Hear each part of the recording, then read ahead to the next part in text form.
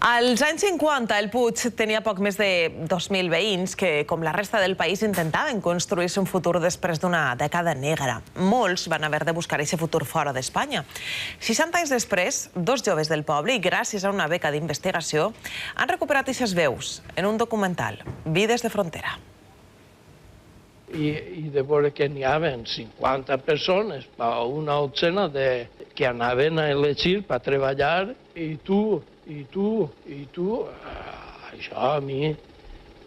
Esta és la història de les vides que van haver-se de viure més enllà dels Pirineus, de gent com Àngel, un jove mecànic que el dia de la grossa de Nadal del 1952 va pujar a un tren amb parada a Suïssa. Jo allí m'ho vaig passar molt negre, sense ningú, només que els 10 companys que s'anaren. L'únic que parlava jo era el meu valencià ple de defectes, com veus, i jo anava en una llibreteta tots els dies per ahí apuntant-me cosetes Metzger i Schumacher i tot el que... I després m'ho traduïa. I tot això fem una competició a veure qui recordava més coses noves.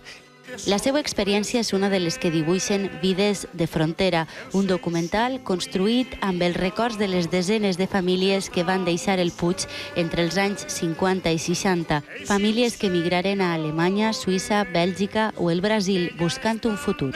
Tuvimos una falla en San Paulo, porque yo estoy vestida de fallera y mi hija con un añito, que no tenía un año, se vistió de fallera. Hem vist que com la vivència i l'experiència de les dones d'aquest fenomen és molt interessant, ja que no només està una causa econòmica, una causa de necessitat laboral, sinó també d'experimentar una altra cultura i uns altres costums.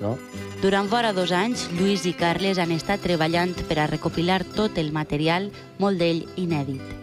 Jo crec que això és un treball que no està acabat. El documental no és un treball estanc, acabat, sinó que més bé és com l'inici de la creació d'un arxiu fílmic de memòria oral del Puig. Vides de frontera s'estrena demà a la Casa de Cultura del Puig.